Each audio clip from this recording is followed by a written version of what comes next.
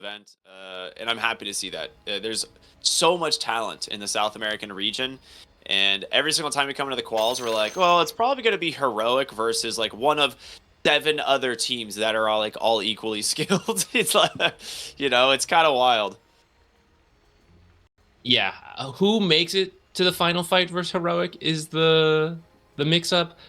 But man, for the last year, Heroic has had the number on most of the teams. There's been I think one or two switch They ups. lost one qualifier, I think. Yeah, that's what I can't remember. Like, was it Beast Coast or was it? I can't remember I think it was which East team it Coast, was, but which is it now is. M80.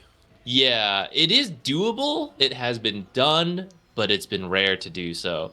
So hopefully this first series here, maybe a bit of a Saw warm that up coming. Ha! for whichever team makes it forward, because they're gonna have to bring their best game to Heroic after this. Oh god, I think Yeah, I'm gonna be ESL One Bangkok, they lost the qualifier to Beast Coast. That's the only one.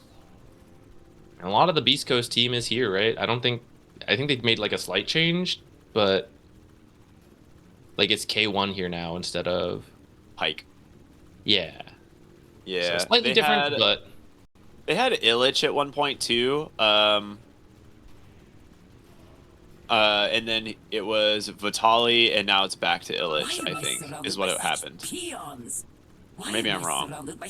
Maybe it was just Vitali into Illich, but yeah, they've had a lot of different players over the years. There's the thing is the South American teams, like a lot of these players have all played with each other on various teams throughout the last decade. yeah. K1 was on Heroic earlier, so Yeah. all the players are familiar with each other. But still, you mix things up, different combinations of players, different synergies, different draft potentials, different patches. Things do change around. I think Whisper stood in on Beast Coast at one point as well. So it's like Whisper played on Beast Coast, went to OG, and now he's back on Heroic. Like they're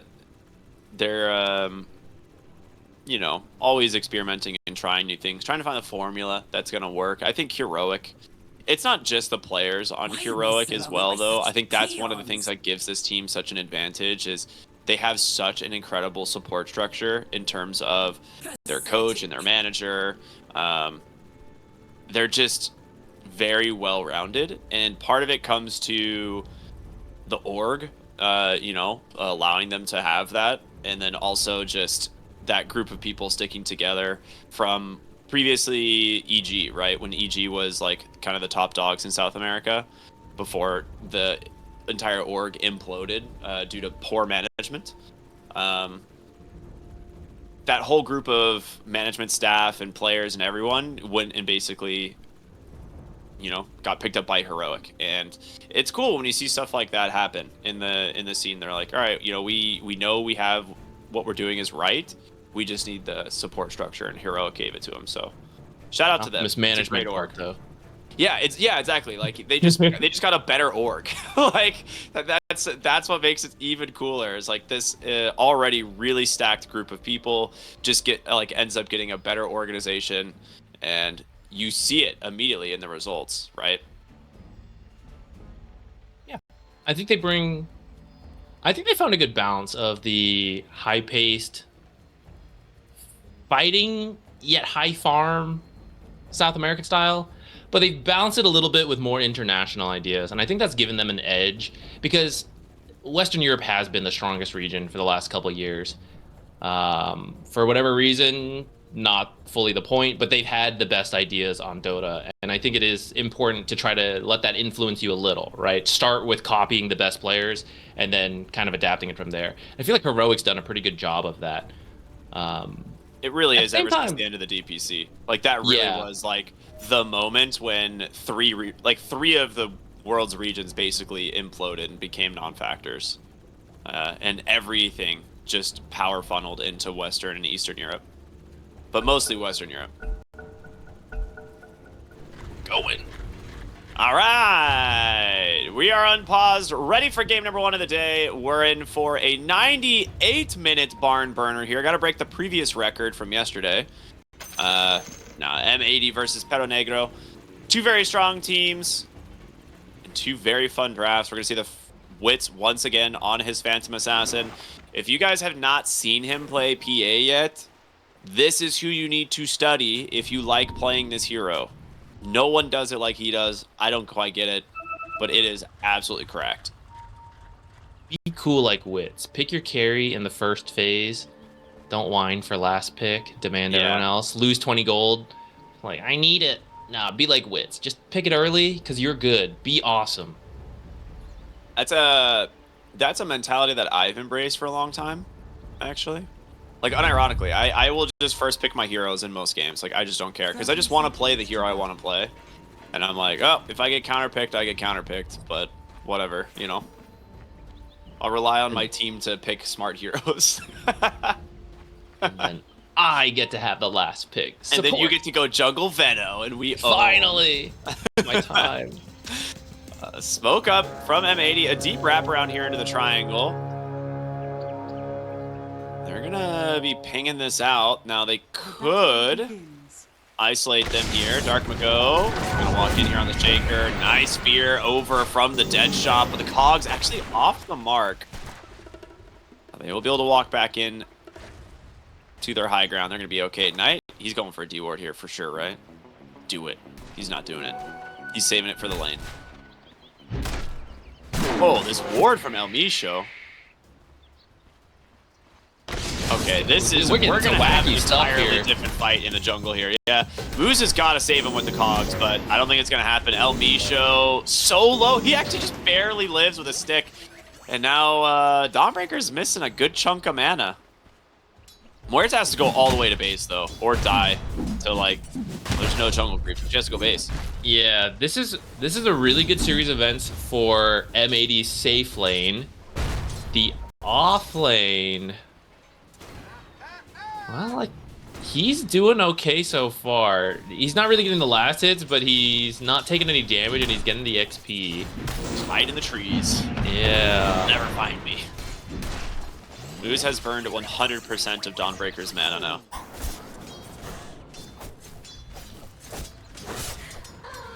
I'm just trying to decide who was that better for. I guess we'll see in a few. If they don't deny on the Timbersaw, like, if they don't get denies against him and he's able to just freely CS, or, like, I guess soak XP, I think it's fine for him, because he's almost level 2. And Timber Chain is going to make a big difference in terms of him being able to be threatened by these two heroes, so it works out. Well, I say that, and Wits is level 2 before him, so I guess it didn't really work out. Yeah, he got a good amount of denies. Yeah, Illich is about to hit it. First wave, basically. Yeah, Illich will keep up. The main concern is El Misho missed so much XP, so there's going to be a level 2 advantage for Perro Negro here for a while, and... when we were talking about the kill combo, you need the spells from Muerta. The higher the level, the better. And she's just going to be on the back foot for a lot of this, unless they can somehow find a kill anyways and equalize it.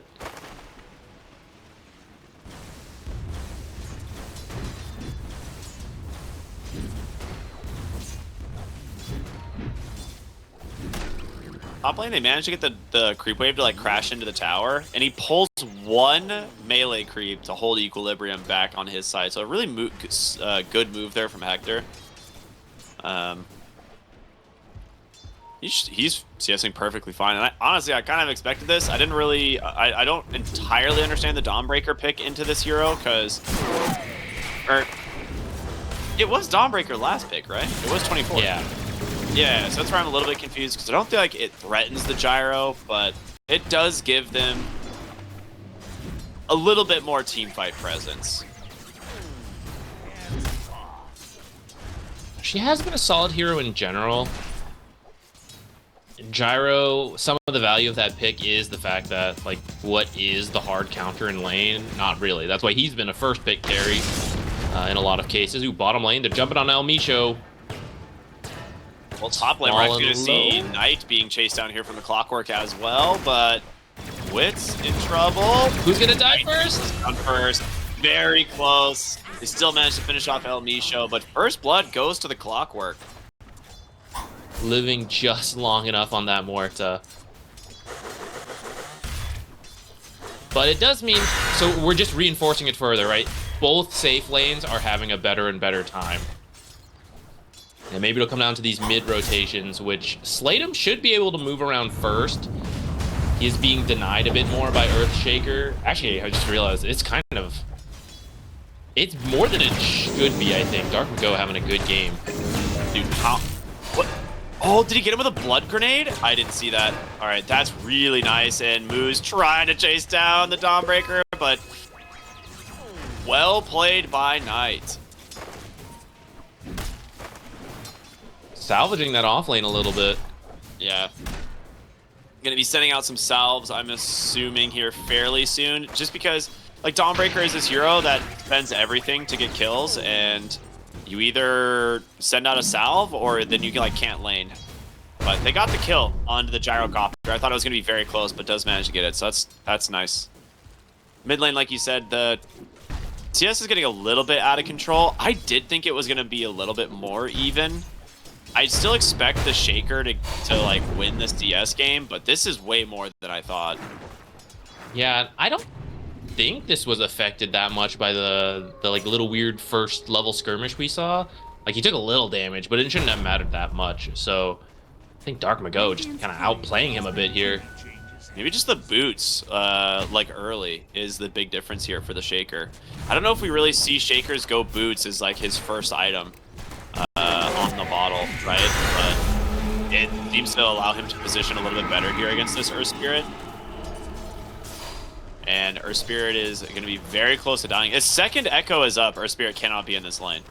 And he is going to get the Echo about a half level advantage.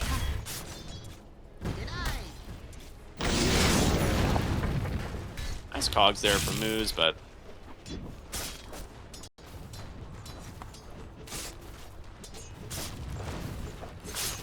Our rune. Very important with these heroes.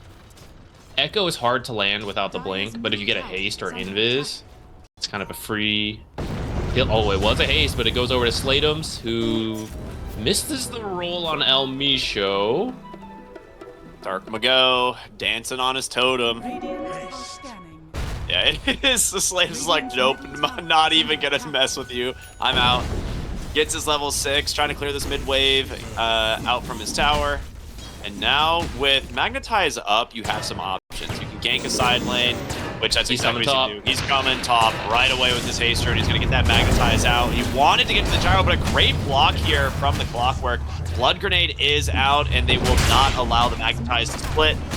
So it's just gonna be a 1-for-1. Well, I say that. He's gonna keep the Magnetize rolling, and Dark Mago will pop the Echo to just send the Dawnbreaker flying. So ends up being a good rotation from both mid laners. Fortunately, though, K1 lives the whole time. So he's going to go straight back to farming. Again, going to be having a very good game, which is important because PA is doing the same in that bottom lane. I'll be honest, watching Wits play PA makes me want to play this hero way more. It won't go the same, Ricky. I can do it. Believe in me. Ooh, Call down in from K1. What a beautiful rotation. The magic damage is absolutely what you need to take down the Phantom Assassin. Okay, maybe it would go about that good if I played it. Maybe I can play PA. Maybe I can. No, man, that was a really sick rotation from K1. And now mid lane, Slatum's in trouble. Good rotation in from Moose. They will punish the Earth Spirit as well. 3 big kills from M80. That's going to put Gyro in a really good spot now. Yeah, it was very even right before this. Gyro might get a free kill on the Lion. He was going up there to ward, and he came through the Twin Gate at the best possible time. Yeah, he lost his Afterburner stack, so you should be okay. Yeah, it was very even with both safe lanes doing well, and then mid going a little bit towards M80, but these first rotations, very good for M80, and that's going to get them the lead. 1K. Not a massive amount quite yet, but they're getting there. Let's see if this MJZ rotation with the Centaur. No, call down is still on cooldown.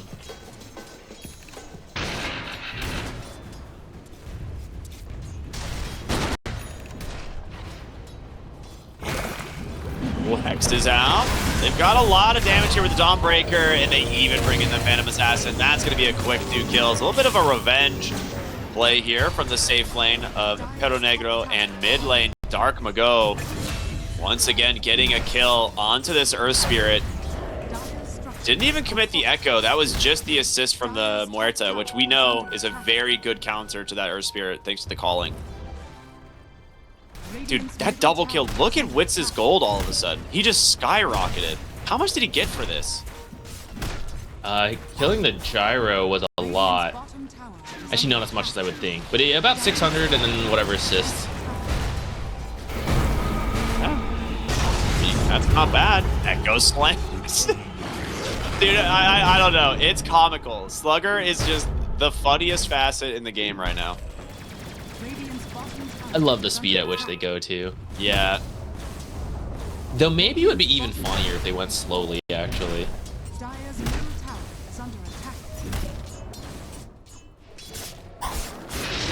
That Echo doesn't get you probably as much as you wanted, but you at least managed to open up that top lane a little bit for Gyro, push these heroes back. During all of this, the rotations to the top side, Illich has been sitting bottom alone and now has taken the tower. Clockwork in some trouble. Good roll in here from Slatums. There's going to be the nice magnetize, the follow-up damage. It should be there. Grab themselves a nice kill.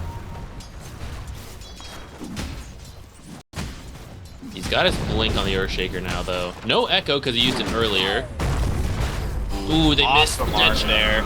He's stuck, though, in a little bit of a weird spot. He gets to block the roll, but yeah, good kick back. He can just kick back. Really nice moves from Slatums. Top lane, though, Gyrocopter in some trouble as the Dawnbreaker ults, but here comes the Timbersaw. We haven't seen him really all game, but he's going to get active now, chasing down Knight. Flair gets the kill, the hook shot from Moose. Beautifully done. Enchantress will be the next to go down.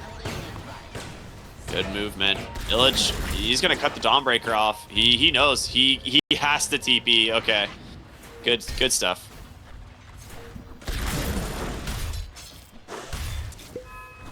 Everyone getting active this game.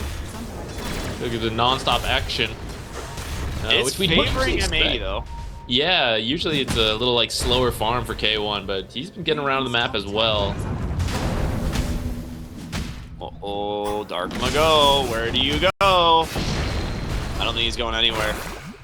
Yeah, nice Hex from Knight there. That Fissure might have bought him the time to get the blink off, so really good use of the CC layering. Top lane, Illich and Dawnbreaker, both kind of dueling it out, but running a little bit low on resources there. I'm a little surprised he was in that far, because he was just by himself. I think it's easy to... Like, you're not doing anything to Earth Spirit on your own. PA maybe, but you need Echo. So this is kind of a risky spot. Invis rune secured for Slatums. And he's got Magnetized again, so maybe he can find another gank somewhere. It's just Phantom Assassin and Gyrocopter going back and forth at the top of the net worth. And there's the Echo Slam we were talking about. Fissure to block him off. Trying to stay in range, but we've seen this before. You're going for this Echo Slam solo onto some of the tankier heroes, and Dawnbreaker, 1,500 HP and like 10 armor or more already. She went Phase Boots and is going Blade Mail, so those enchant totem hits are not doing nearly as much. Smoke gank on the bottom side here. This is what you're looking for. In comes the Dawnbreaker. Not even needed. She'll just go right back top. Yeah. Technically not needed, but it doesn't hurt. You know Gyro and PA are pretty close, even if you don't know the exact... Oh my goodness. Right at the edge of the hook shot. You know the PA and the Gyro are very close in net worth, so it's worth it to get any kills you can on that Gyrocopter right now. I mean, PA is pulling really far ahead. That Battle Fury has to be done, right? Yeah, she's more than done. That's like a 12-minute Battle Fury. Yeah, they're very rich in this game. Everyone. Like, this is a really fast blink on the Earthshaker as well. It's the Earth Spirit and Dawnbreaker that are struggling this game so far. But it's not the worst we've ever seen.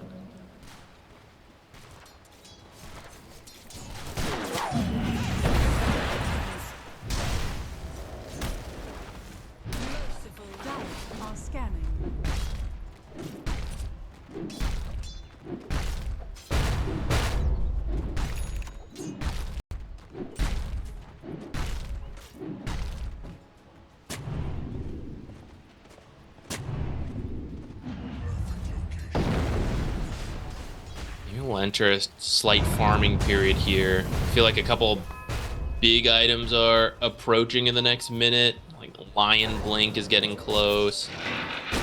The Blink on Timbersaw is close. Crystallis for the Gyro. You have the Battle Fury on PA, so you know she wants to farm. Yeah, like the Ags on Gyro and then the Battle Fury on PA, you finish those, but then you actually still want to farm a bit, right? Oh, yeah. You don't actually want to go immediately into fighting. But I'm curious what timings both teams want to go. Like, who feels they're the better late game team? I mean, both teams are smoking up. I think Moose is in a pretty good spot here to potentially interrupt an initiation here from Perro Negro, but you also have a smoked up Shaker with Echo Slam, and they're going to use it. They just immediately go for MJZ here, and Moose, he actually has the damage. Probably finish this off. In comes Slatum's big magnetize, the Dawnbreaker as well. The Echo's coming. He's salivating, baby. He goes in, hits the Echo, but a great Hex from Knight. They're going to be able to look for more, though. Slatum's rolls out for now. That will put an end to it. I mean, that Hex saves your Earth Spirit 100%. For Wits. Radiant's middle tower is under attack. Blinks away at the last second. And that gives away his ward, but... I thought they knew the Earthshaker would be in the area. I mean, I know he was smoked, but I thought they would have a feeling about that. But I guess they thought he was somewhere else. They all go in. Big Echo securing some important kills. And the mid tower. Though at least they get the top tower as a trade in the middle of all that.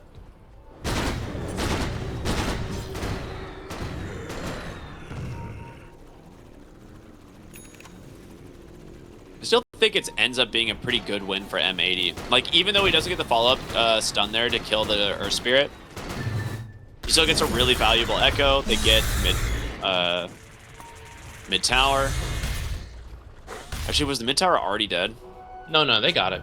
Okay, that's what I thought. I was like, for some reason, I felt like they got the mid tower. And then Gyro and PA are both just kind of farming it up for now. I do worry, because Phantom Assassin's BKB is about 1,000 gold away. She'll be able to ignore a lot of damage with that BKB. Yeah. It's really going to come down to the right clicks of the Gyro. Well, and the totem hits from Earthshaker. That can't be understated either, but... Which, it still has True Strike, right? Ooh, that I'm not sure on. Enchant Totem for the longest time gave True Strike. But maybe that was... I mean, with how much he's being played, do you think I should have looked this up by now? I want to say no. I want to say it doesn't anymore. True Strike. I'll double check. It doesn't look like it. Not in the tooltip, but... You know, tooltips are not 100% in Dota. Hook shot, they find themselves the Lion, jump in, Dawnbreaker comes through as well as the Earth Spirit in the PA. They're going to try and finish up the Earthshaker. Really nice magnetize. The Echo does come through the chain stuns as now Timbersaw's looking to chop him down. He gets him at the last second, and then just the Dawnbreaker moves. We'll take out to the last little resonance there from that magnetize. They get a D ward for all this as well. That's a pretty big win, again, for M80. Now growing their gold lead to 7k. Nice initiation from Moose. Has to pay with his life, but he's happy to do so to get kills for his team.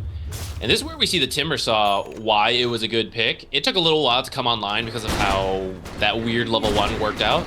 But he does have his Blink and his Kaya right now. He's working towards that BKB. And he's going to be a menace in these fights versus all these high health heroes. Well, high health heroes or low health heroes. He just does a lot to everybody. Okay, yeah. Looks like True Striker was removed from Enchant Totem. Can you imagine how much more broken he'd be? Maybe not that what a much flare. That is quite unfortunate for MJZ. Now, he is stuck with nowhere to go, but it's going to be a little bit of a slow death thanks to the amount of healing he does. A few enchant totems will do the job. But that's also why we see a lot of people get the, if they can, they pick up the Quiver, because that does give you True Strike and the extra burst damage. The timing lines up really well, too, between totems and the Quiver. You pretty much always have it for the hits. Dire's middle tower has fallen. Radiant's bottom tower is under attack. PA's got a BKB. She's also going to go for the Sange and Yasha, which I think is a good call. You could potentially be chain stunned this game. And BKB doesn't last forever anyway, so status resistance going to be very valuable versus M80's draft. Yeah, just being able to get the BKB goes the other off way too. Say that again? I was going to say, it kind of goes the other way too. I wouldn't mind seeing a Sange and Yasha from something like Gyro, but it's hard to work into the build. Yeah. Okay, it's going to get popped. Ward comes out immediately. Knight gets the blink off. You don't even see Wits on the other side. He's going to look for Dark Mago. He gets the BKB delivered just in time. He's going to be able to chase for more, trying to make his way into the trees, but it's not going to be enough. They take him out. 2 deaths out of M80. A really good move here from Perro Negro. And now the Gyro.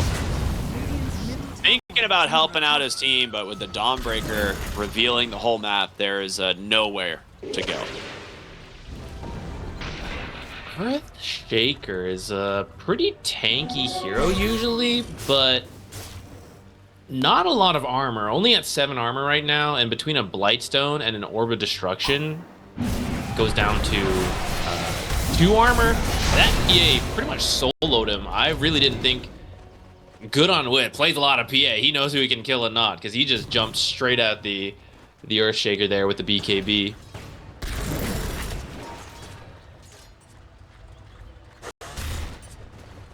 That was such a clutch BKB timing from the PA.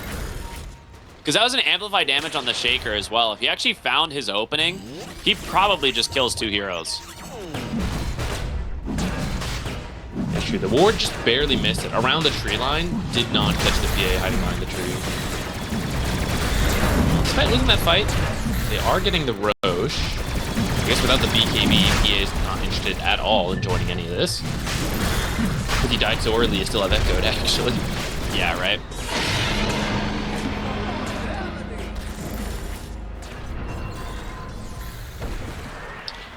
Wow, that last fight, despite getting Roche, the gold lead was at 7k, right? It's suddenly down to 3k now. Some of it is the Tormentor they secured for the Enchantress. Maybe a little well, maybe it's okay. I didn't think you want Lion to have it. He bought his own because of this, so maybe it's fine. It's a pretty good guard game from him, because if the Clockwork manages to get on top of him, he can just press Mana Drain, and then Clockwork kind of cries a little bit, so it is a funny way of dealing with that counter.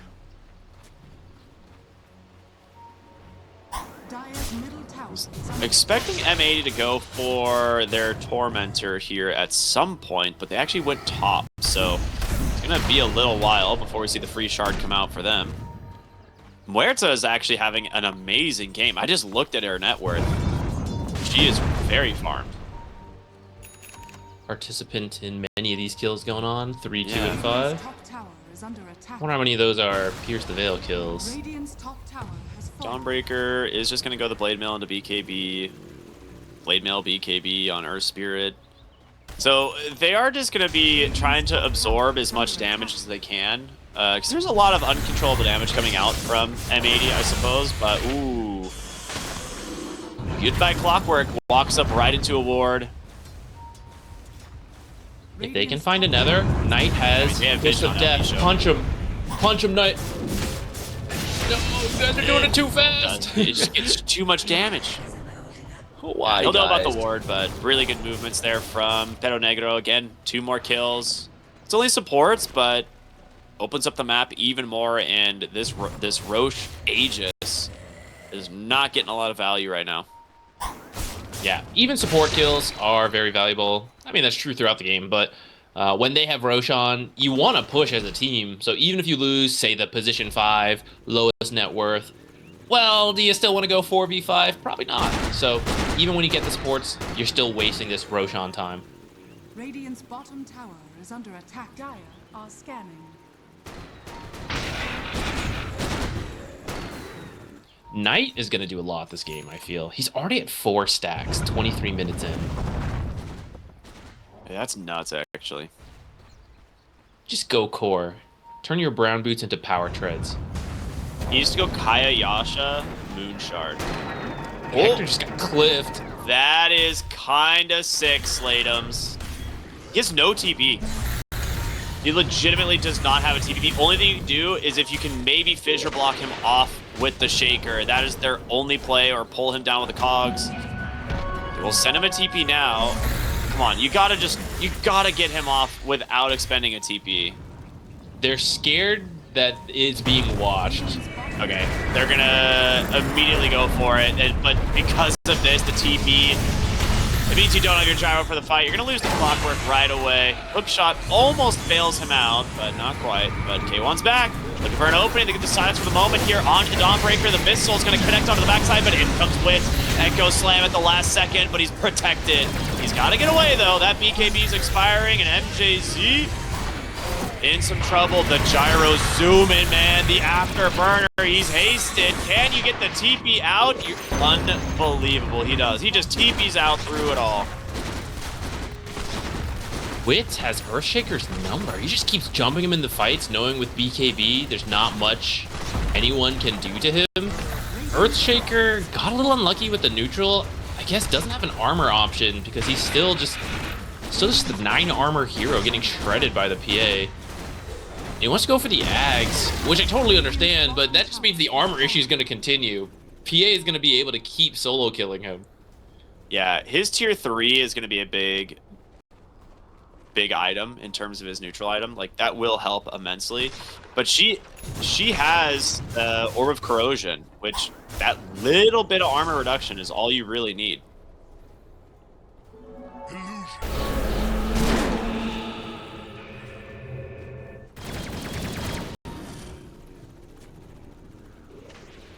It was a good fight set up by Perro Negro, though. Slatum's in particular, kicking the gyro up to the high ground. It was a very nice play. They are going to try and hold this Arcane Rune here for the Shaker, so he'll move his way over.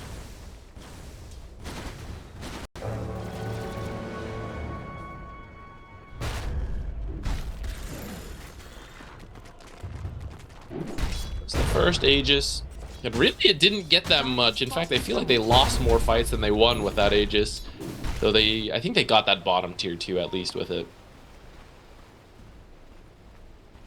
Dire are scanning.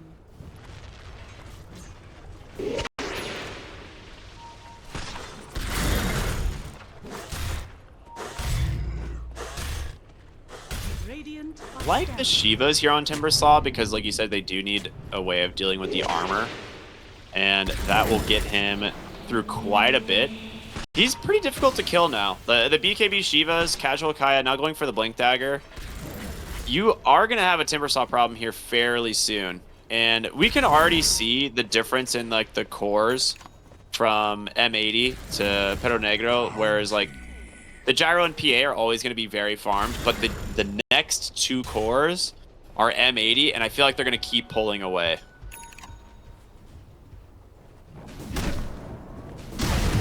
Depend on how the next few fights go, because I feel like they actually had a window to pull even further away, and the fact that Perro Negro keeps finding pretty good fights is actually letting them catch up. So if M80, like honestly just like one more fight that they throw, it might switch up, right? You might start getting this Earth Spirit back up there. Maybe 2 fights for the Timbersaw since he is pretty rich. They need to make a gank onto the Dawnbreaker is what needs to happen. Like, M80 need to smoke to where the Dawnbreaker is and kill her, but she has actually stayed off the map for the last, like, 2 minutes. I've been kind of watching her. She's gonna show top now, I think. I mean, but she just throws the Celestial Hammer and doesn't actually show. So, she's playing very cautious, and I think that is one of the reasons they're struggling on M80 to find the fight, because you kind of want to gank the Dawnbreaker. You don't really want to go gank the Earth Spirit or something like that, because she'll just join the fight. I think part of it as well is the BKBs that Perro Negro has, along with the fact that Earthshaker dies so quickly. Because a lot of the cores are actually quite mobile. PA jumping around, Earth Spirit rolling, Dawnbreaker, Celestial Hammer. And you need the low cooldown stuns from the Earthshaker, which in the initial fight, the BKBs are up. And then he's being killed in that time, so even as the BKBs end, M80 just has to chase if the Clockwork hasn't caught someone, which you kind of only do that once with the hook shot. After that, it's not really easy. So you need the Earthshaker jumping around with the totems, smacking people around, slowing them with the stuns, so that you can actually get the damage in. They just picked up some huge items. So yeah, it looks like M80 are getting ready to try and force back the side of Perro Negro. They've got the Daedalus finished up on Hector, and then they've also got the Aghanim Scepter down on the Earthshaker. And he didn't get an armor item, but he did get an evasion item for his jungle tier 3, which I think will help quite a bit. It's not a bad one. 16% evasion. Movement speed's always nice too on this hero, so.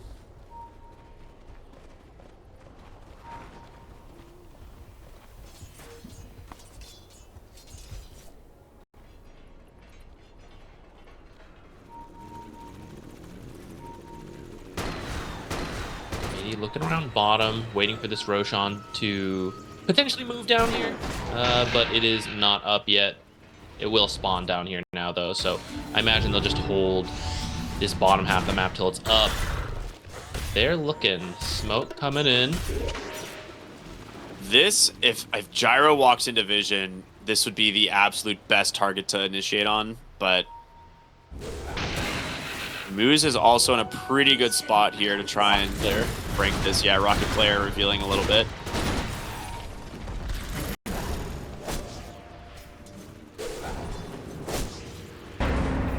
Baiting with MJZ. They're gonna pop the drums. Atos out. MJ. Oh, nice sidestep on Moose. He's gonna dodge the stun. In comes Wits. He gets himself one kill. The big magnetize from Slateums into the Dawnbreaker. They're gonna be able to help break down the Muerta. Illich is very low, but still alive. The Echo Slam's gonna find Wits. He gets deleted, and now Slateums likely to join him. They finally get to take a fight where the Earthshaker doesn't die right away, and it looks so different.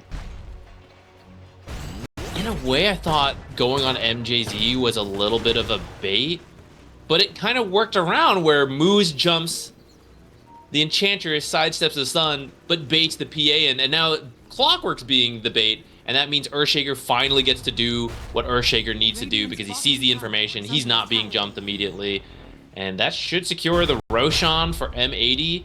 Cost you your Timbersaw and your Muerta, buyback on Clock, but overall, very happy with that, especially because you killed the PA while Gyro is still up. Now level 24, this Gyrocopter. Yeah, that MKB is coming out sooner rather than later now, after that fight.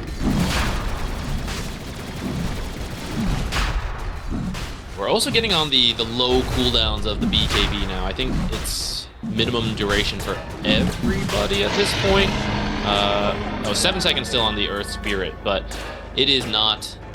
It's getting harder for the PA to navigate. Like earlier we saw 9 seconds, 8 seconds, you kill the Earthshaker. 6 seconds as this game goes, and he's not building armor, but he's still building things like Lincolns, probably an Octarine at some point. It takes more and more time to kill him, and you're not going to have as much time.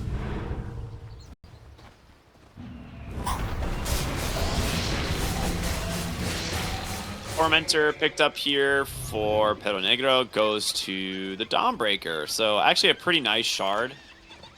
But, I mean, I'm not really seeing too much impact out of the Dawnbreaker. She's got this AC now, and she did go... Her jungle item is a little bit weird to me because it doesn't work super well with her kit, with how Starbreaker works, because you don't only apply it to one person. But I think overall, she's just kind of trying to scale as a damage hero here. And I think the AC helps enable the PA a little bit.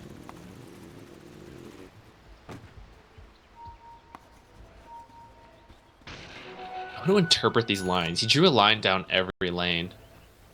What does that mean? Push lanes. All lanes.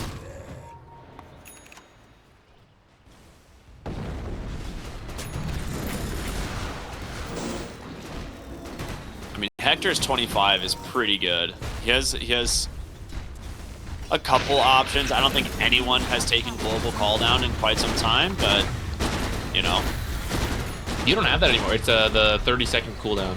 Oh, is it really? All right. Yeah, Radiant's top tower you definitely go Flak. is scared. Yeah, I mean, Flak is just ridiculous. I've been lied to by the lines. He said push every lane. He's gonna go poke the high ground. What the heck?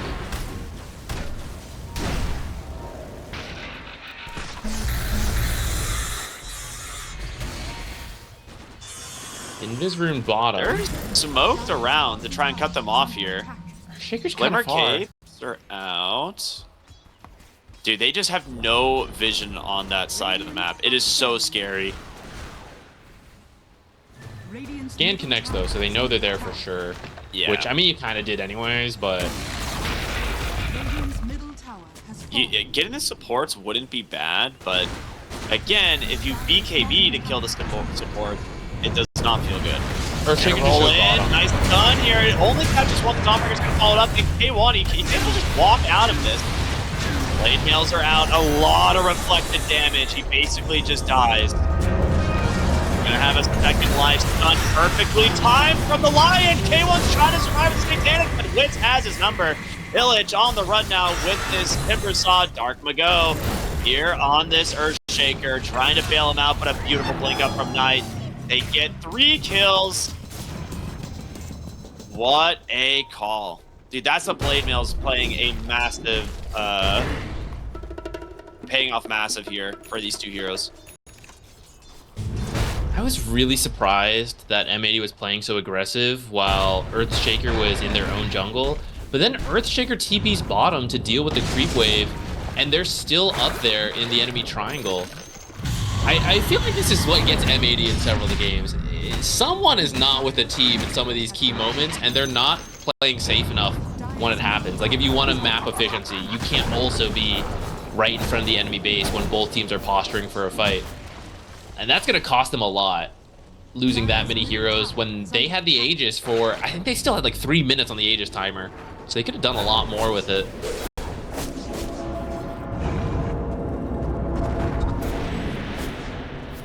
I mean, to bring back the gold lead here is 6 to 7K. It's pretty dang close. Phantom Assassin, I mean, we see in this last fight, if she's on the right target, she's very scary. So, Abyssal Blade coming out soon from her.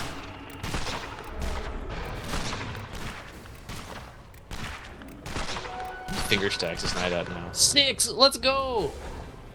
I love watching, like, Lion just delete people with finger. It's so funny. Dude, maybe that's their strat. They have PA and Lion. Nothing is funnier than watching an entire health bar disappear quickly.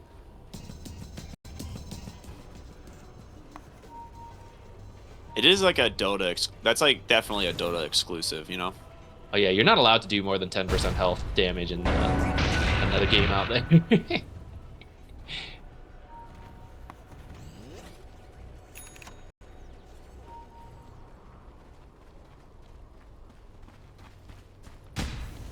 Smoked up on M80 as they are trying to control the top side of the map, which a little bit interesting since Roche is going to be spawning bottom, but looking just for a pickup. They've still got about 2.5 minutes before they have to worry about that. Looks like they're just going to go ahead and start barreling down the top lane. Yeah, I mean, I think Perro Negro is just stalling. PA is getting close to her 25. At 24 and a quarter, and that's a big boost in power, especially because the gyro is already 25. So there's no need to fight if you don't have to. You gotta defend your high grounds, but otherwise just avoid, especially because Roshan is dead for still a long time. I was saying earlier there was still a lot of time on that Aegis. Otherwise they could force a fight sooner. Maybe they still will, but you have a lot less confidence without the Aegis. Gyro does get the Sange and Yasha, so a little late, but the status resistance is still good. Interesting time to pick it up. It's just such a valuable item. It's ridiculous how good it is. Yeah, I was saying, like, I don't know where you fit it in the build, and usually that means you end up skipping it because you get late and you want bigger late game items, but I guess this is where you fit in the build. Post 25, 6-slot Sange and Yasha. Yeah, no boots. Just bell to Sange and Yasha instead. He can go Ag Synth into Butterfly still, so he has a little bit more room to grow.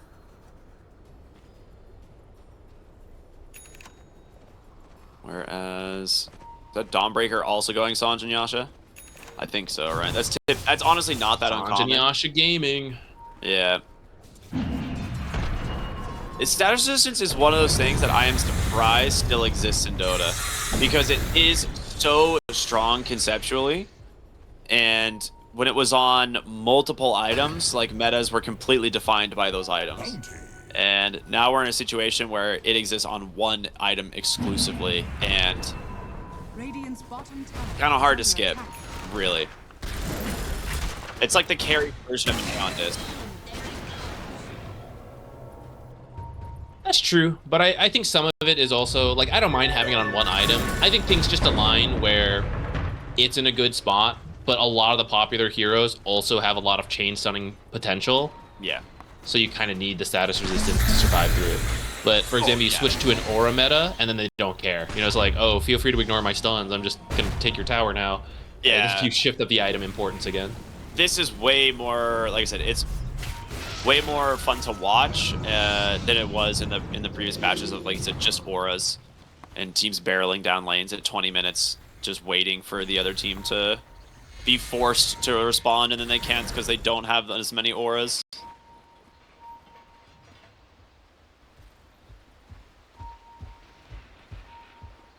I don't know. I am so excited for the upcoming patch because I feel like we're gonna get some major changes. Can't wait for my buildable trebuchet. I think the trebuchet is the biggest thing for me as well. I'm very excited for that. We did predict fishing, and we were right. I thought even more on it. Which, if we get into a pause, I'll pitch more unhinged Dota patch ideas. Valve really should be taking notes. I think so. I still think fishing in the actual game, it's what people want. It's what people need. You should be able to just fish in the Lotus pools, you know? Like, make the Lotuses a mini game now. The Lotuses should be like bobbing for apples. Roll straight into moves. Very nice kill there. I mean, that was just blind. He's just rolling around and it's like, oh, hello there. That is the perfect time to get a kill. He doesn't have buyback either. So this should secure them the Roche. It spawns in 30 more seconds. Our Spirit doing a thorough check of the area. Don't want to get your Roshan stolen. Line up to 7 finger stacks. Only a matter of time before he gets the Kaya Yasha. Kaya Yasha BKB. Let's go. He's already got the Aether, so he can go for the E-Blade pretty easily if he wants.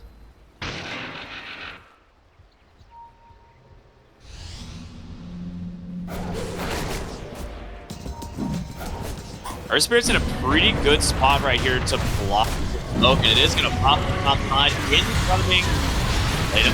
Well, immediately BKBs. He needs to run away. The roll's going to be blocked. It's Lance. He's just dying.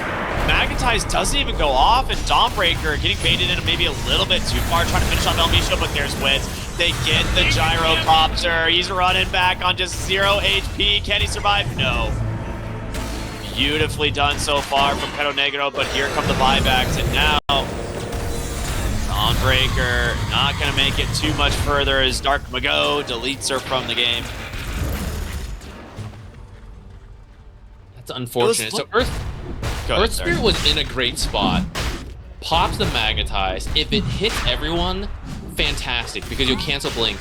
He only hits Muerta, who instantly uses Pierce the Veil, because she also freaks out because she sees an Earth Spirit, but it actually just perfectly dispels the Magnetize, and it's just gone right at the start of the fight. And it's supposed to do a lot of damage, a lot of control throughout this fight, and with that just being on the back foot, the whole rest of the fight was not great. Although at least you got some buybacks, especially the gyros. So in a sense, not the worst way to lose a Roche fight, getting the carry to buy back. That is true. I am very surprised. We actually didn't quite see the the magnetize come out, so I was very confused. I was like, "Where It was is so it?" Like, instant. It was I'm not so seeing instant. it at all. Yeah. Yeah. When the time he panned up, he was already under Pierce the Veil. So yeah, we missed that very, very briefly. But people forget about that. One of the benefits of the Muerta is the Pierce the Veil applying a dispel on activation. So yeah, if you're not careful and you only get the Muerta, it can be very quickly dispelled. So well played from El Misho. I know a lot of people don't play Earth Spirit out there, but Magnetize is actually a really tiny radius, which is funny to think because when you see it hit every hero, it looks massive, but the actual initial cast is really small Like around 200. Earth Spirit. Yeah, it's quite small. What is it? It's melee range, 350, basically. 350. 50, Yeah, okay. so it's a little bigger than that, but it's very easy to whiff. And that's why you even see pro players sometimes do it. Not that he whiffed this time, it was just a very unfortunate instant basic dispel. Like in between the time he magnetized and then dropped the rock, the Pierce the Veil activated and dispelled it. Like that is such a small window for how quick the rock drops to cast it to spread it to everyone else. Yeah. And that would have been a 4-hero magnetize based on what was going on there. Like they were all all clumped. grouped up. Yeah. Yeah. So very fortunate for M80. And PA, I mean, she gets the kill onto the gyro, but the buyback into, you know, Shaker still being alive makes it very difficult. All right, so how do we divvy this up? It looks like Aegis did the gyro, of course, because he had to buy back, and he's got the cheese backpacked as well. Moose has 2 Roshan's banners now, and then the refresher shard, which I imagine he's going to pass off to Dark Mago in a moment. I feel like you have to. Yeah. You got a few seconds to poke here, see if you can get the Dawnbreaker buyback. They do have a Fortify. First banner one. Down. Those totem hits, man. Yeah, that's a lot of damage and real fast. They fork to try and slow things down, at least for a little bit here. But hour's gone. They're just going to respect that and back away. All right, patient play here from M80. Although Moose was smoked and he was pinging the banner. I think he was pitching to the team, if they come out to kill banner, maybe we can fight. But I think the rest of the team said, no, we don't want to do that, because then he's just like, oh, okay. Turned around after that. I like the idea, though. A lot of people do that. You know, you leave and you're like, oh, quickly, go get the banner while we can. Radiant are scanning.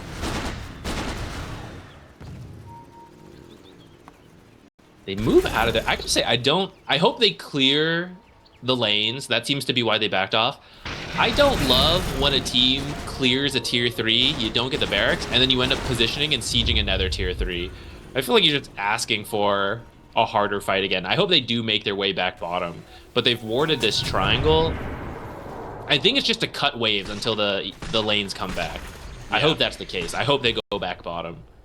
Because although they're in the lead, this is not a set in stone victory, especially because your gyro is on buyback cooldown. Yes, he has the Aegis. PA is the type of hero that if she kills your carry and kills some other heroes while he's respawning, she'll just kill the carry a second time. Yeah. So then your gyro's dead, no buyback, and they could just run it down. Well, fortunately, they have all the tier 2s, so you wouldn't lose the game off of that one mistake, but it would certainly equalize this 17k gold lead real fast. You are absolutely correct. They grab themselves a Tormentor very quickly. Goes to Slateums. Ooh, you know what? The catapults are coming. So if you can put the banner pretty far back, catapults will do the work for you. That's a lot of damage into the gyro from the Enchantress. They're very nice use of the Hurricane Pike, and the second banner comes out, like you said, that will protect these catapults as they get to work, so they will have to respond to this banner. MJZ is probably the only person that can hit it, but it's not easy.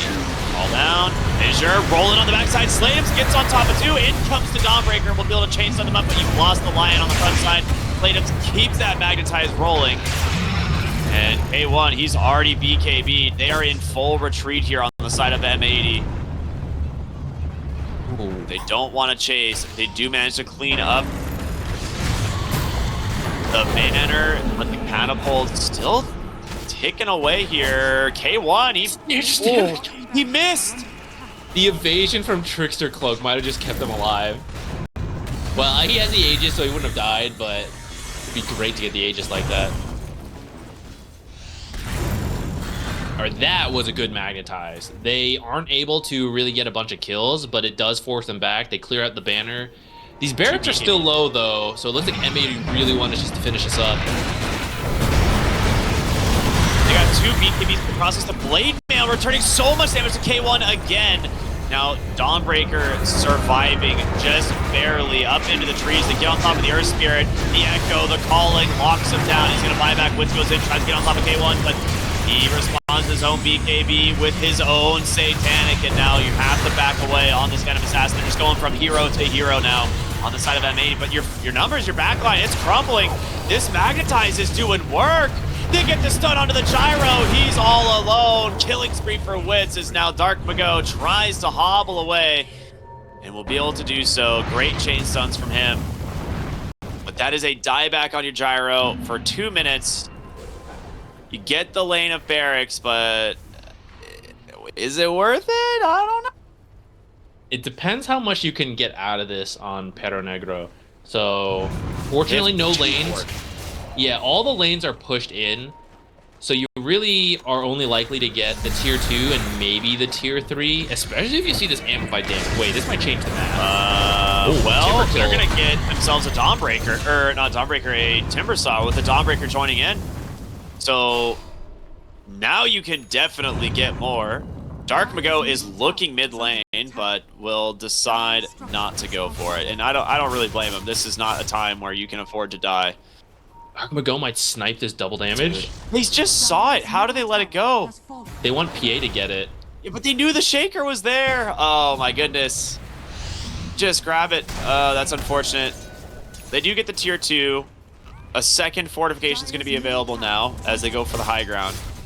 But now you have to be very worried about a double damage, or an amplified damage rather, Earthshaker. The fortify. Maybe better the creeps are dead, actually.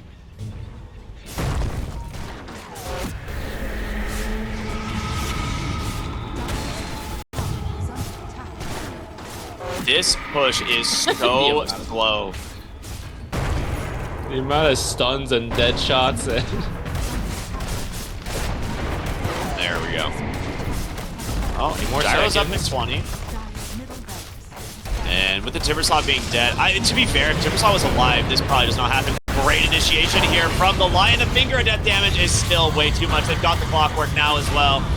2 dead, and with this M80 crumbling inside their own base, as these death timers are gonna stagger. They do buy back right away on the Earthshaker as the gyro comes into this fight. He's gonna immediately pop the Echo here onto Wits. His BKB is gonna try and protect him. They're looking for more. The Dawnbreaker trying to keep them alive, but Dark Mago forced back into the fountain, and he's chain stun blocked off these extra heroes. Slade's trying to roll to safety.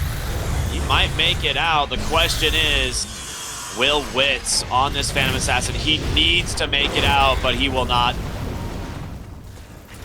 Punished here, going for the deep dive and using those buybacks at the best possible time. That was a lot of buybacks. That amplified damage rune helping out a lot in that fight. Everyone in Perro Negro does have their buybacks. You don't know if it's a fast Roshan, really good for M80. Could be a late Roshan, and then they waste all this death time hoping to get the Rosh. It seems like they don't want to risk that. They're just going to go straight down. This is where things get really scary, though, because if the buybacks come out and you get killed, you have to probably lose the game, or you might just lose Rosh and then lose the game later. They're going to fort for now. That's not going to be able to get these catapults, though. They have to buy back. Yeah. Okay, they're going to save the PA buyback. Oh, they actually back away. To be fair, if PA buys back and they catch any of these heroes like the Shaker or the Clockwork and they're on dieback, they also don't know this on Perro Negro, but Gyro does not have the money for buyback either. So That would be a pretty big deal if they actually find the kill. It is a relatively fast Roche. It's up in 15 seconds here. This buyback is so expensive because he had to use it earlier. It's 3,000 gold. Who's this? Gyros. Oh, Gyro.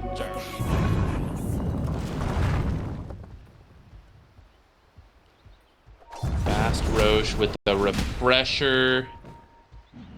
That's pretty good if you can get it on your PA. She wants to buy one, so if you can just get it for free, fantastic. Also, getting Aegis to either Dawnbreaker or the Earth Spirit would be massive. Well, wait, PA had the gold for buyback, and now she is 600 short. Yeah, she purchased an MKB. Okay, she needs a kill before she dies. As long as you get one kill, you're okay. But that is very scary. Something else too. Okay, maybe the MKB was just on the. Well, I don't know. I saw her buy the MKB while she was dead, and then maybe her buyback gold or like cost increased just now or something. Maybe she had like an item that wasn't in her inventory. Wits needs to be careful. Pops the blur, jumps in, manages to get on top of the Muerta, going for the break with the stuns on the backside. Muerta, he's just down. He doesn't get anything up, but the turnaround here from the side of Perro Negro, but the Satanics are out from K1. Oh boy, you need to run here. Slatum tries to roll the safety. He is, but here comes the Dawnbreaker, and it's honestly MJZ on the Enchantress to finish the job, but two are dead. On dieback, no help. M80 might have just punched their ticket to a game 2. A very costly buyout from the Phantom Assassin. Sometimes it just takes one moment of getting chain stun, and that is the game. 5 heroes dead without buyback. M80. Surely they've done it. They're going to get the Roche to be safe because they don't know there's no buyback. So they're going to get the Roche to be safe. I think they'll still have time to just walk down and end the game, or at least get the megas. You probably could have skipped Roche to just end the game. This is a safer play because they're scared. Timbersaw got her on a scythe. That's what happened. I was like, how did she get stunned? She got scythed into chain stun. Yeah, she thought she could jump because she even has the Ascetics cap, Sanjin Yasha. She has Satanic, BKB. Didn't get to use like anything because of so much damage came out right away. I don't think you can be jumping a Muerta like that. Especially not Muerta. Like, yeah. You don't have like the guaranteed way of preventing her from going for the Pierce the Veil. Unless the Lion is there to open it up, right? But we're gonna see the buyback out on the Lion. The other 3 not available, so it is up to Phantom Assassin to try and close out this push, but there is no fortification left. They're gonna jump in, look for K1. The dagger comes out, put the scythe into the fear. Witz looking for the shaker, but K1, he's got his eyes on the prize. The throne's exposed, and that is gonna do it. Game 1 goes to M80. I could not predict that over the course of this game. There was a lot of back and see very often in pro play right now. Good. We've seen him in this patch, and he does do well. And at least this game, we were saying there's not a lot of ways to cancel the Shackle, which I think will be strong. But I don't really know how this lane's going to go. Like the Bristleback Shadow Shaman versus Enchantress PA, that seems like a tough lane, and he does not seem like a good creep-dragging hero. Shadow Shaman has to be one of my least favorite heroes of Dota right now. Cluster Cluck and Foul Play is just so... I mean, it's so funny, man. It's complete BS. Like, it is complete BS. It's hilarious. It's very funny. It's very funny, but it's also just the most BS facet in an 8. Just giving a hero an Aeon disc for free is insane. Like, I actually cannot understand that. Hilarious. And the cooldown is not long enough. So, granted, the hero is not that popular, but I don't think it's because of his innate that he's not that popular. He actually was, and then they nerfed it. Yeah, they nerfed it. When it came out, it was so busted. Over and over. Yeah. And it's still way too strong. I think conceptually, it's one of the best innates in the entire game. We're going to see Knight get grabbed here on the bottom side. Beautiful blood grenade set up here, but this is the classic Dark Willow counter, is you just kind of walk away under that Shadow Realm. Unfortunately for Knight, Hector's got the afterburner, and he will get himself first blood on the gyrocopter. Very nice plays here from M80. That is the best possible start. He was looking for the timber. That could have been a really nice follow-up, but he slips by. Magnus actually opened Skewer level 1. Normally we see Shockwave, but he's maybe opting to try and mind game Dark Mago here. Okay, maybe like he shield crashes in for a last hit and you instantly skewer him under the tower. Yeah, could I be. don't know. Well, he's level 2 now anyway, so back to the norm.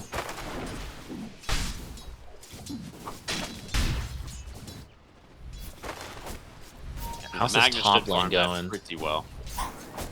This is my big question mark lane.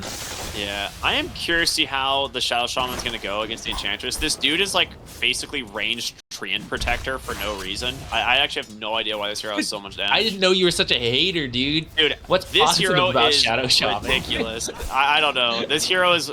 I feel like he's one of my least favorite hero designs just because of the innate. I think the hero is awesome. I just hate the innate so much. Ricky's a hater, man. Bro, I don't know. Some heroes literally got innates that made their heroes worse, and then Shadow Shaman got an A on discs. So I don't know. It's wild. I think you're just displacing your frustration with Ricky being bad. You're like, I mean, his innate legitimately made him worse. See? It's why you're so mad. It's like, so weird. How can Shadow Shaman have something so good and Ricky something so bad? It's weird that they gave heroes innates, and that one was legitimately like, let's nerf this hero, but yeah. Wild stuff. Almisho, he can just continue trading, you know? He doesn't really mind. He's getting a lot of stuff out.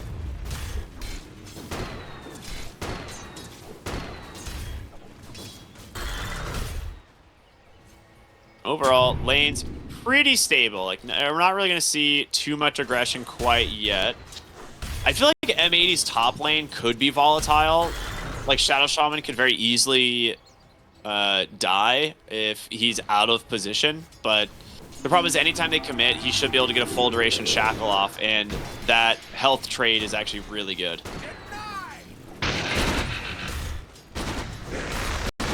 This is? Looks like both are going to go the way of M80.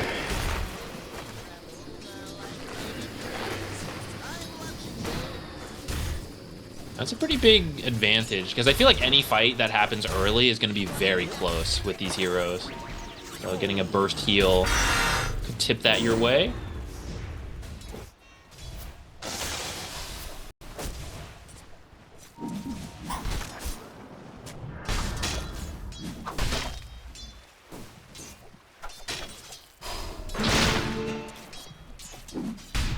Mid lane is about what we expected. Magnus, slight advantage, but it's kind of even.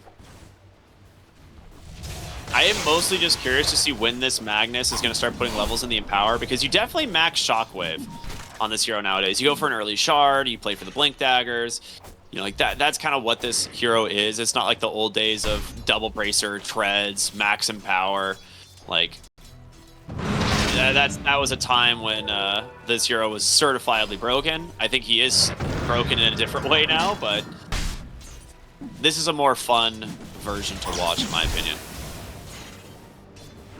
The repositioning is always fun. All the repositioning tools are very enjoyable. Yeah, like Pudge. Fan favorite right there. Misho just slapping MJZ here. At least he has the Centaur, so he can't go for the Shackle right now. It's actually a really nice jungle free pickup. Helps out a lot. Moves top lane, easily chopped down from the hands of the Timber Saw.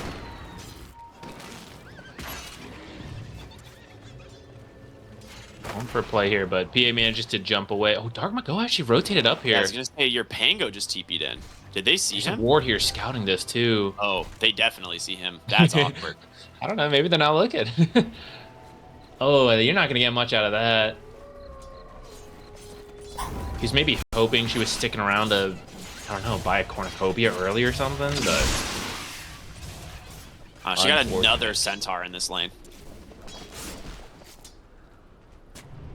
Despite not getting that kill, I will say it's going better than I thought.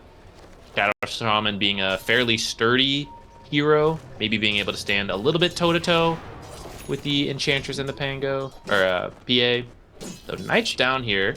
This is a really nice TP. Because they can kill Illich pretty easily if they can get him on a Bramble, but... Well, hold on. Top lane. Yeah, they got him on a Bramble. He's dead. Blood Grenade is out. The damage from this Enchantress is going to go for the Shackles, try and maybe force the kill to a different hero. Cluster Cluck is out, and El Misho still dead. If he had gotten out with Cluster Cluck, he would have been fuming the whole match. I would have... My entire case would have been made for me if that happened. Really nice rotation in here from Moose mid, but not going to be enough to save your Pangolier, and that Shockwave does a lot of damage. Knight trying to just chase him down here. No Bramble for about 10 seconds, though, so should be fine. Slade's going to grab a Haste Rune. That's going to be quite nice. Thinking about going for a Skewer back to the tower. The world's longest duration, longest range Shackle. Just grabbing him from the other side of the river. Hector's in trouble here. No Timber Chain. It should be a low cooldown. Nice dodge for now. He gets out. Nice moves. That's where the Facet choice might have made a difference. If he had went the Tree Splinter, slow and slightly more damage, maybe he gets that kill. But you have more power later with the Twisted Chalk Room, so it kind of comes down to a little bit of player preference and how much they can get done in the lane.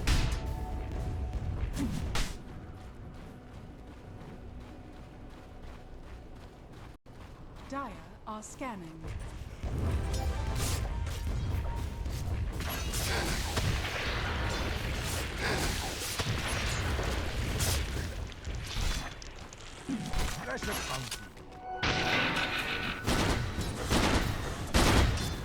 Who's trying to get a wraparound? Oh, and I hear a roll coming in too. Coming out bottom, they've got the cogs already placed. Very well done here from Moose to set this one up. And the Rolling Thunder finds themselves a big kill here on the bottom lane. Another one of the strengths of Thunderbolt. It used to just be the fact that it could turn so quickly. You could chain stun people with less terrain. That got nerfed a bit, but it still makes you faster, and that helps a lot when you don't have the blink. So he can roll from so far away, yet still make it in time to get that Timbersaw kill. El Misho is going to get skewered. Cluster Cluck from that. I mean, he's going to actually get perfectly balanced. Completely fine. It's all right. You still can't get him because his innate is up. That foul play is going to pop here in a moment. Oh, look, he's still alive. All right, he will die finally, but the damage is done. Moose here on the bottom side in a little bit of trouble and pretty far. I like the idea of trying to shockwave him into the Bramble. Nicely done. 4 heroes into the mid lane here. I'm surprised they didn't teleport from the top lane. Like, they actually just decided not to bring the Gyro, who has call down, or the Bristle back, and instead they're just going to take the tier 1 tower.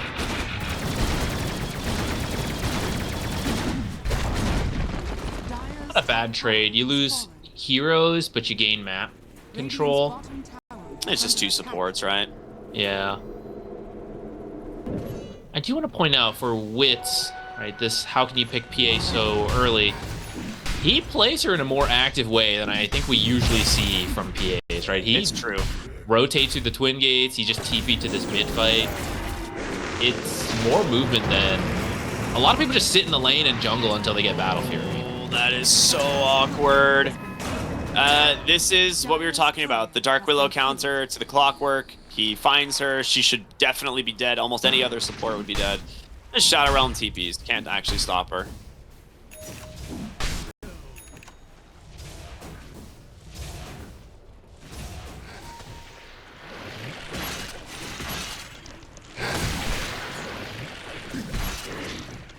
Magnus is going the blink, which is usually what you see from the mid and the offlane Magnuses, but sometimes you see a more damage-focused build. I think that's your PA, so I'm glad to see him getting the blink first.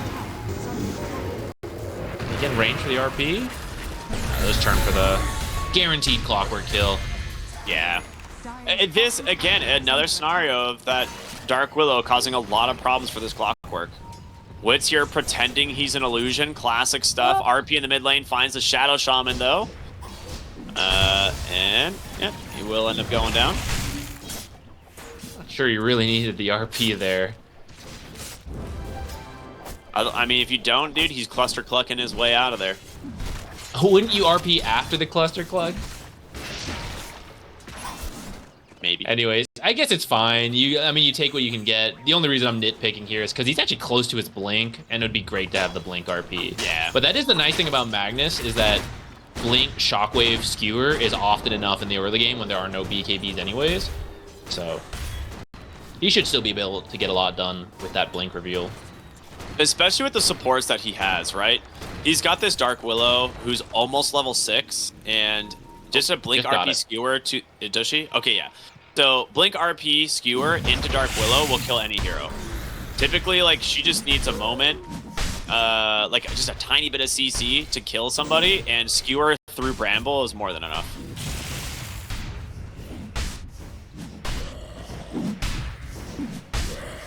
So, I would expect Slatums and Knights to be kind of playing side by side here for a little while. This kid wants to go home and heal. I'd say, okay. I'm curious what the Dark Willow is going to end up building, because there is a lot of options. We see Blink Daggers sometimes early. You could just go for something more defensive if you want like a Glimmer Cape this game. But I think Blink Yules would be really good. Yeah, so I was that gonna you say can I kind of like Yules too. You can either jump in with the Magnus, or you can always cancel Shackle. Otherwise, it takes way too long. He's going to get skewered back. Tries to win the RNG on the Cluster Cluck there, but doesn't quite happen. I thought he was going to stay invis, actually, and then look for another play. Couldn't resist going for the kill, though. Yeah, I don't blame him. Money. Spoken like a true core player. You can't blame me. Money.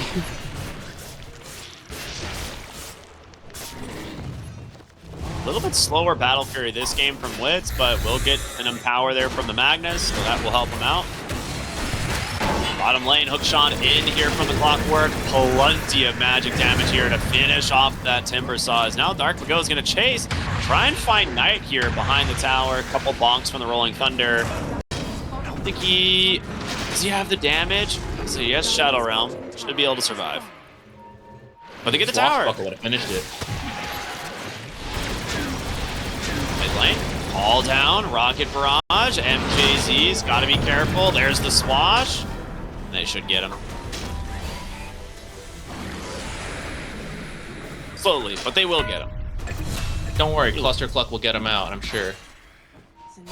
Witz killed Alamisho. And he went a little bit too far into the enemy jungle here. He was looking for a solo kill maybe on tonight. I'm not sure. Gets punished.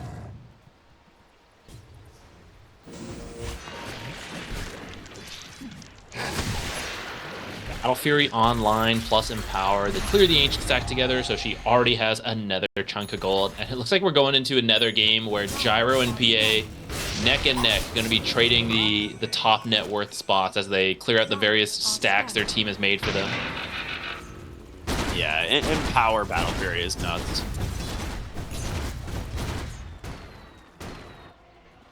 And that makes a big difference. Like, yes, last game we saw the Gyro versus PA matchup.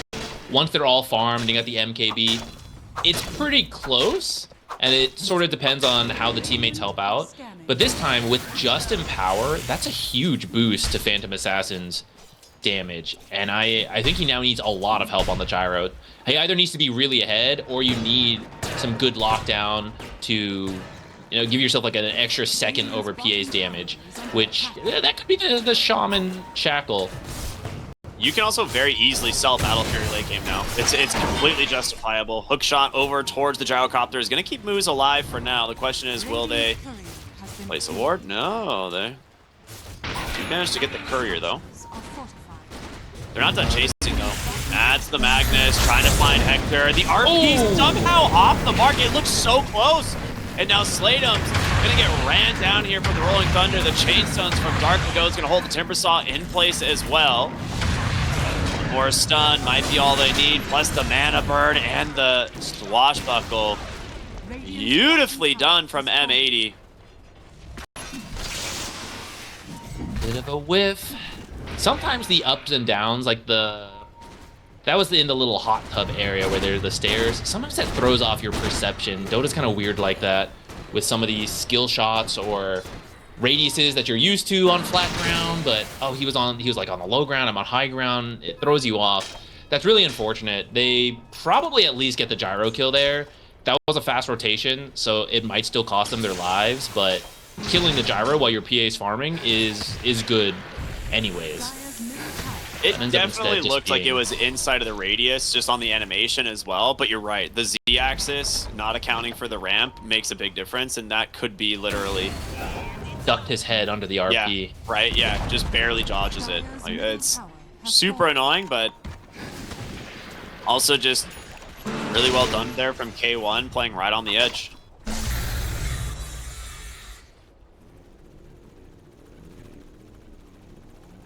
Axe Chrysalis done. PA and Gyro within 100 gold of each other.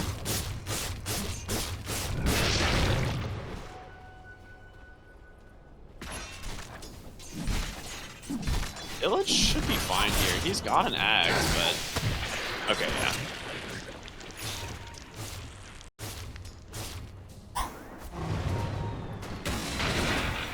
Latums. Really thinking about going top here, but 7 seconds away from an RP, and I think you need that RP if you're going to try and take down the Gyro. But you also need that Dark Willow. She did go blink, by the way. I just finished it up. Okay, nice. I like it. See if they can find anything with it. I have to imagine that with a Magnus, Perro Negro is going to feel more comfortable going into the late game. So maybe a little less pressure to constantly be looking for plays. But the scaling from M80 is not bad either. Especially the Shadow Shaman, a pub classic.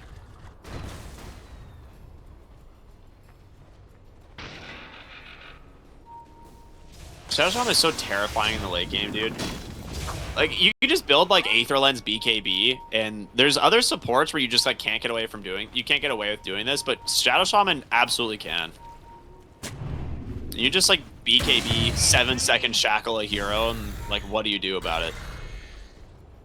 Yeah, I think if you get Magnus, like, if you get to that point in the BKB, take him out of the fight, that's really good. Or if you go on the PA and force Magnus to just RPU, that's also not bad. Yeah. Clockwork going in here, gets the D ward, but in a little bit of a spooky spot. Witz will grab the kill. They thought about playing this as a team, but just a little bit too far away. Shadow Shaman will instantly dispel that Cursed Crown. Trying to get away here on the backside, does drop the wards, and now with Dark Willow's Rolling Thunder, they got him. Nice kill there onto the Dark Willow, but they will not chase for more. They know Slatums is hunting, and he might find K1? No. Good restraint. Seemed like a short blink. I thought he could get that if he wanted to. Maybe there was no intention to. He is pretty close to the BKB, so maybe you just want to wait for that. Don't die like 100 gold off the BKB.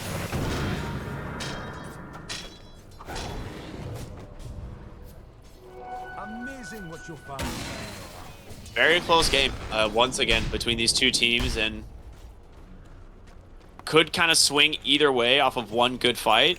We've seen a lot of single pickoffs here and there, but we haven't really seen the full 5-on-5 engagements. I think both teams are a little bit afraid until they have some of their big items, primarily those BKBs like you're talking about. Which there's number just one. Finished. Yep, and here we go. PA and Mag with the BKBs up.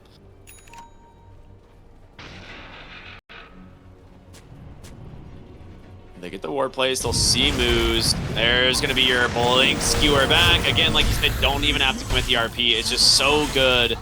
They'll just kidnap a hero, deliver him to your team. They'll trade for the Tormentor. It goes to Moose in the process, so at least get something there. Yeah. That was a smoke and a BKB reveal for a position 5 though. So maybe not the ideal target, even though it does secure the mid. Oh wait, maybe he gets Dark Mago. He's gonna RP. Knight has the Terrorize to send him down into the Bedlam. He's dead. Yeah, very good play there from Slatums. Even as a regen rune, so all his mana coming right back. I see they're running straight to Roche. With the Empower, you can do it. Otherwise, it would be maybe a little tricky. Smoking. They don't have the Pango, but you also don't have the RP, so you might be able to contest this. Who's gonna run into who? Illich, willing to put his body up front, but Slatums could very easily send you maybe where you don't want to be. Real deep into the break from the Phantom Assassin, and he's dead. Shackles will hold Wits in place, but he got that BKB off Gyrocopter though. Trying to get some work, and there's a Cluster Cluck saving the Shadow Shaman. Big surprise. He will live through it all. As is deserved. And righteous. Nice find. Bristleback got taken out right away, but I guess he still got enough damage out to help tip things in the favor for his team. PA's BKB starts to wear out, and then suddenly she's got to be careful of that fight.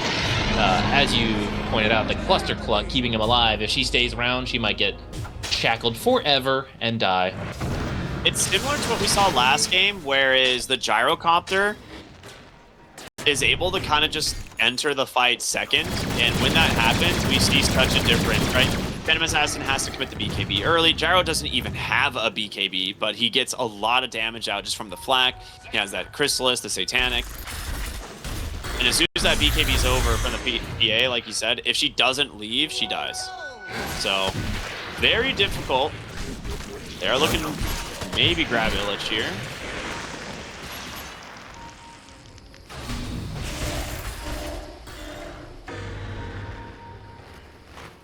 Radiant's bottom tower is under attack.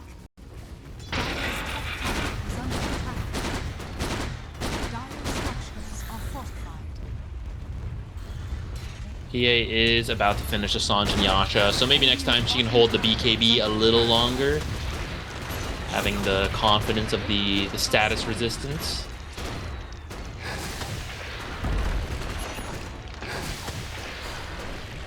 Gyro's just getting this tower completely uncontested.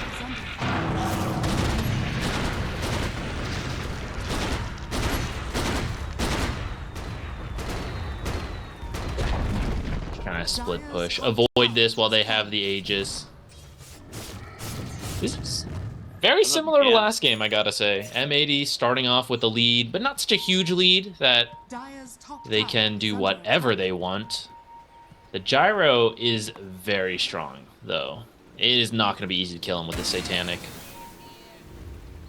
Now a Daedalus, too. MJZ's looking kind of dead.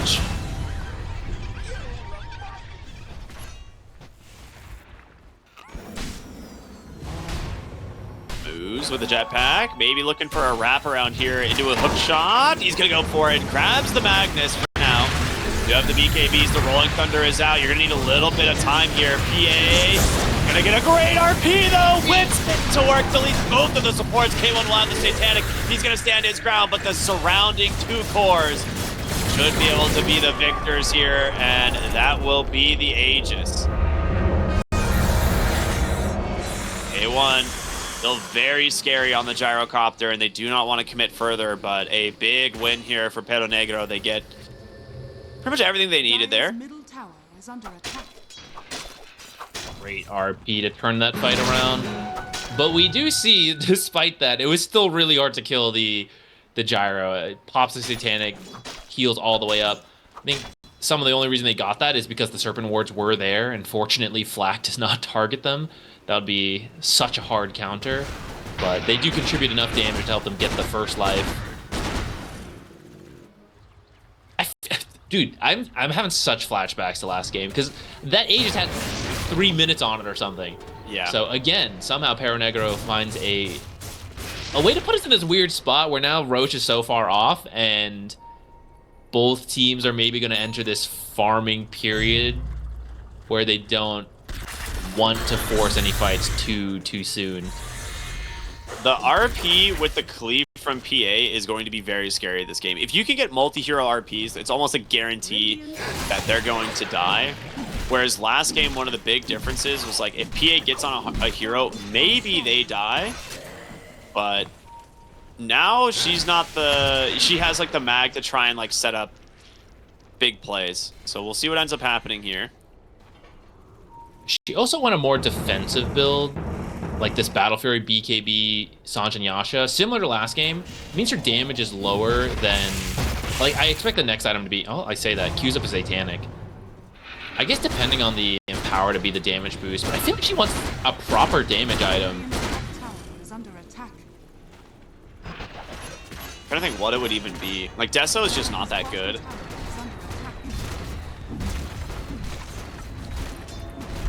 That's true. And you don't... yeah, I mean, the only thing would be like MKB, but Gyro doesn't have a butterfly, so... I don't think he's worried about it. Slaydums has to BKB her. Hookshot misses, and he will be able to TP home. Very fortunate miss on the hookshot.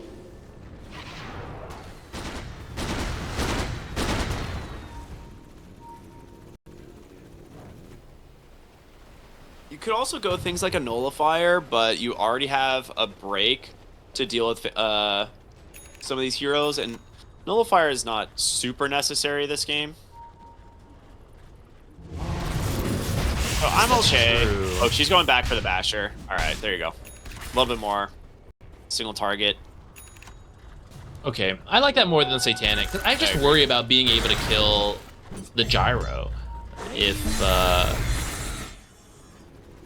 if you didn't have something that...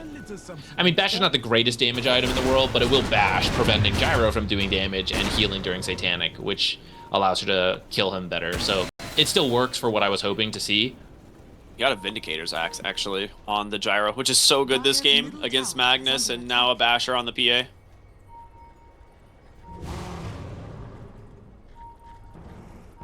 She is going Blink Yules. Good call, Zach, on the Dark Willow.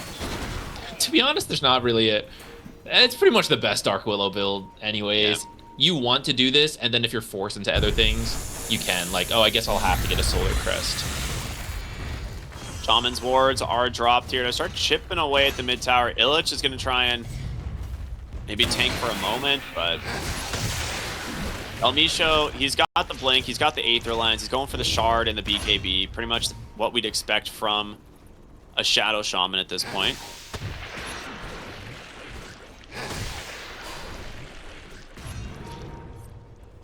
Take the enemy with steal the Wisdom Rune. Not bad.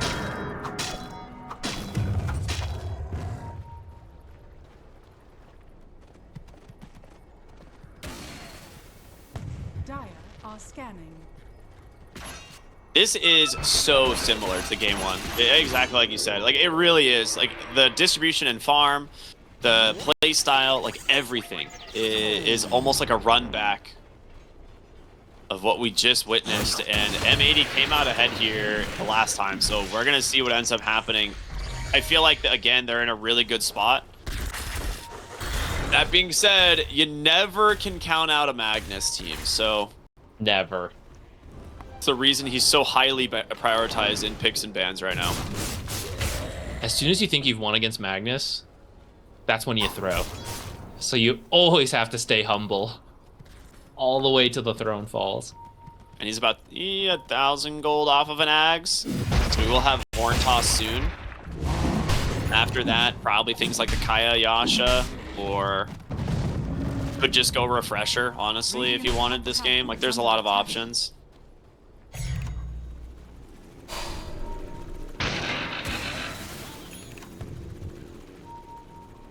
Shadow Shaman has the Shard queued up and then the BKB. So Yeah. looks like he does think his job is just, let me find the key target, take him out of the fight, force an RP, or completely prevent the RP. Dire's middle tower is under attack. Jetpack, gonna scout out Enchantress and PA. Yeah, I mean, they see the ward too. They really want to try and get the D ward here. He does get it. Almisho keeping his smoke up, so he's not trying to give up his location. And there's the long duration shackle here. The burst damage from Dark Mago is enough to secure it. Nicely done. Cluster Clark to dispel the Cursed Crown. Tower has fallen. And Hector grabs the mid tower. I mean, that's a really good pickoff. The Enchantress is able to like kind of flip push some of the other lanes with these summons, Radiant are scanning. which is also quite good at the high ground defense with just the constant impetus spam. And if they scout Roche soon, they could even do it while she's still dead, and Perro Negro has to wait for her before they can get into position to fight this, which their Roche is very scary. RP and Terrorize are very powerful in the Roche pit. Roll is pretty good too, so is Flak, but I would still put the advantage to the RP. Yeah. If you get multi-hero RP'd in the Roche pit with a PA, not going to be a great time. Both teams smoked up. I think we're just going to see M80 position themselves and wait for the Roche moves, putting himself in the tree line here to try and maybe break a smoke, has good offensive wards placed to scout anybody coming down the lane that might break the smoke, but Perro Negros, they're going to go for the wraparound. They will see the Clockwork Courier. Sentries placed on the backside. It's going to be Illich that they find first. The skewer's off the mark. Need to be a little bit careful. Hook shot's found too. Almisho goes in. Gets the RP though. Hector, he's just going to be able to have some fun with the Gyrocopter to 1-to-1 in Wits. He doesn't get to stick around. He doesn't get the damage out fast enough. Dark Mago, the Rolling Thunder, still just disrupting everything. It is a disaster for the Dire. 2 dead already. They have to continue the retreat shackles. It's caught the Magnus. Goodbye. Support's doing work in that fight for M80. That hook shot was so good. Trapped 3 heroes in the power cogs on that wraparound. The good size from Illich too, not to get skewered back, and maybe that fight hole completely looks different with the bristleback deleted from a break. Instead, everyone just lots of little small plays to give M80 the edge there. Gyro, he didn't have to make plays. His team did it, right? Then he just gets the flak and do the damage. Exactly what you want for your Gyro. Yeah, he just kind of walked in like, what's up, everybody? Having a team fight over here? Level 25 now, once again on the Gyro. They have a 10,000 gold lead. Aegis and the Roche banner now theirs. Flak Cannon is such a ridiculous spell with this talent. It has almost 100% uptime. To be a 3-second downtime. That's wild. And do a little poking. The rest of the team's not even here. I don't think Perro Negro knows, though. Does Enchantress have a Hurricane Pike again? Yes. And a Quiver. Alright, so we could see the same high ground defenses we saw last time. Immediate BKB Satanic out of K1. And they will back away. I mean, I don't hate the idea of the BKB there because the Magnus could go for a skewer back. But now without BKB on your Gyro, you kind of need to leave, I think. They are smoking out of the base here right away. Want to fight while the BKB's on cooldown. Precious bounty. If they get a good RP, they're in a good spot. Oh, K1, RP's on cool, or like you said, the BKB's on cooldown. Wit's gonna be able to commit his spells here. Try and bring down this Gyrocopter, not once, but twice. The Rolling Thunder doing a lot of work. The Satanic healing him through so much. For now, he lives. Great hook shot targeting the Magnus. He's gonna be forced to pop the RP, but Gyro returns. Illich can't finish off the Dark Willow, but Wits is left to the side of M80, and here's where Shadow Shaman shines. He's trying his best to stay alive, but there's just no way.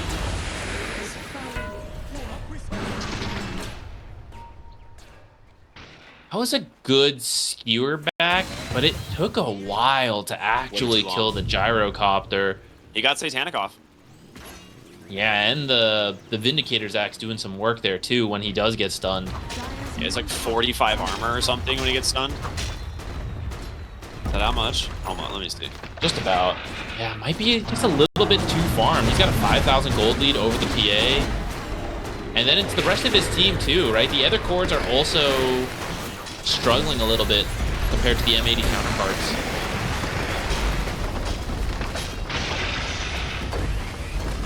Okay, this is a much cleaner game from M80. Last time it went really back and forth, but off of that fight, it should be the Megas. Yeah, Bristle's Bristleback's finishing the already bottom. bottom, and K1, it still feels very strong top. Now, they could go for the skewer back. He immediately pops a Satanic, thinking that it might happen.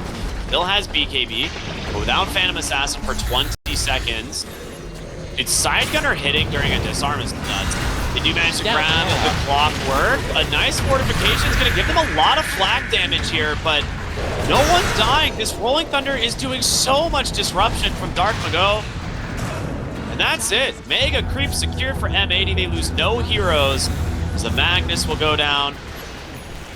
And I think, like you said, a much cleaner performance from them here in Game 2, and they might be the ones punching their tickets to the Grand Finals. Perro Negro gonna fight it out to the end. I mean, once you're out, you're out. So, going up against Megas, I think it's time to queue up the Divine Rapier.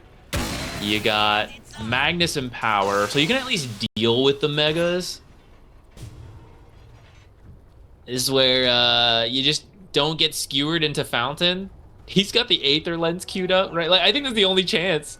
You know, Horn Toss, skewer back, maybe he needs a refresher at some point. It will be a very long battle for Perro Negro to get back into this. I was like, I like the idea. I just don't know if it will end up making a difference, you know? I don't know if they can get to that point, because if El Misho's paying attention, which he will be, he's not someone who typically is sleeping at the wheel, you can bait with the gyro and just sit there and spam Hex on the hero, right? Mm-hmm. And that's where it's like you have to preemptively BKB, go for the skewer, and then your BKB is on cooldown if it doesn't work. So we'll see what happens. If you want to do it real safe, just drop the Serpent Wards and sit behind them. You know, they'll eventually die, but you'll just chip your way in with the Megas. Trying to clean up some of these buffer buildings here and make it a little bit easier to get to the tier 4s. Roche Banner comes out. There's the Serpent Wards, like you said. And Gyro will even throw a call down to try and slow up the back line. And Blink Skewer, they get the Bristle back. He should die. Gets the BKB off, never mind. He's going to turn around, Bloodstone healing.